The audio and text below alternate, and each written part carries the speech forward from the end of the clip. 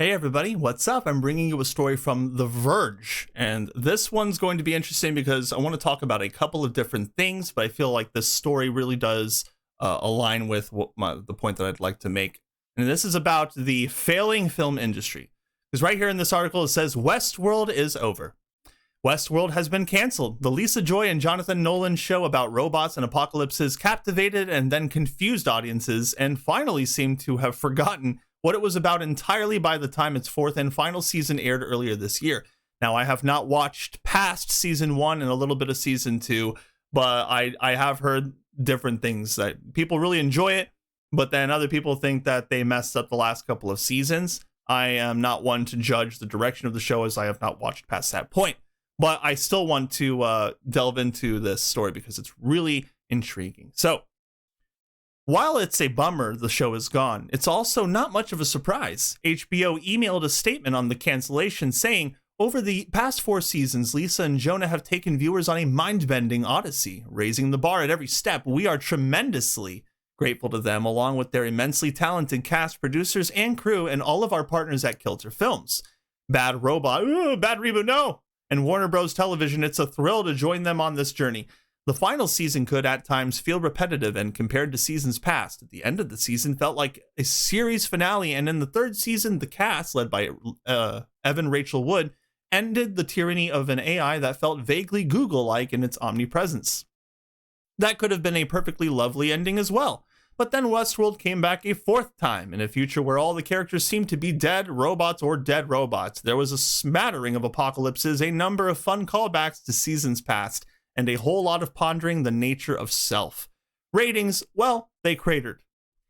So it's not surprising HBO has pulled the plug. And of course, they're going to explain here that HBO really is going through a transition right now. They're reshuffling a lot of execs. I mean, they were bought out recently and they merged and all this crazy stuff. They've canceled quite a few DC projects, including some CW DC projects, if I'm not mistaken. But right here it says HBO is currently owned by Warner Bros. Discovery, and its CEO, David Zaslav, is a man who likes to save a buck.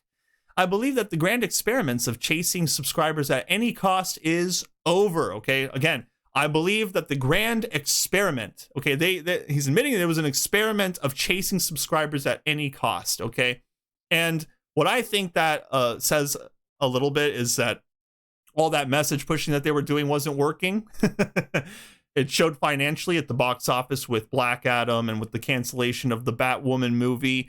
And with all these other cancellations that, again, with this huge cultural shift where there's this rejection of woke ideology being pushed into every form of entertainment that we consume on a daily basis. I mean, this is just proof right here that they're shifting their tone. I mean, they're bringing Superman back. From what I understand, Henry Cavill is really excited about it. He's so excited that he apparently had no problem quitting his Witcher role. Rest in peace, The Witcher. I love that show. But let's continue on. I believe that the grand experiment of chasing subscribers at any cost is over, he said on an earnings call yesterday. He then mentioned canceling expensive shows that they couldn't do as well as reruns of The Big Bang Theory. Oh, really?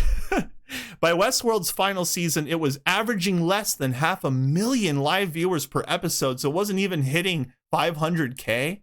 Wow, that's crazy. I guess they really did not like finishing the show. Big Bang Theory reruns on TBS do more than double that. Reruns of The Big Bang Theory? That's insane. I mean, Westworld's supposed to be the big thing. I loved Westworld season 1. I did. Are season 2, 3, and 4 better? No idea. But from what I keep hearing, they're not. Interesting. Westworld is on HBO Max if you want to catch up, but personally I'd suggest watching the final season of The Good Fight on Paramount Plus, as that show has similar cyber dystopia vibes, but with a clear sense of how we got from our present to that awful future. You could also check out Humans, which aired on BBC America around the same time Westworld's first premiered. Like Westworld, it's about how we use robots to enable our own chronic dehumanizing behavior.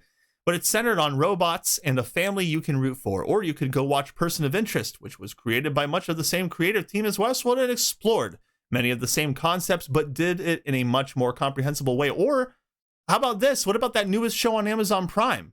I mean, I know we're kind of mad at Amazon right now because they ruined one of the most important IPs ever created. The stories, one of the greatest stories ever created, Lord of the Rings. But if you've seen The Peripheral, which, what if I understand, is a show created by the people who made Westworld, and Westworld season 1 specifically, if I'm correct. I enjoy the show, but The Peripheral is a show very much like that. It shares that atmosphere, and it's a thriller based on future and cybernetics and mind freak stuff. It's crazy show. It's good. I enjoy it, but why didn't they mention that? I mean, that's a great replacement for Westworld. It's definitely a good replacement for the Rings of Power. Don't even get me started on that piece of garbage. Anyway, I hope you guys enjoyed the story. Like and share this video, subscribe, click that notification bell, and I hope to see you all again next time.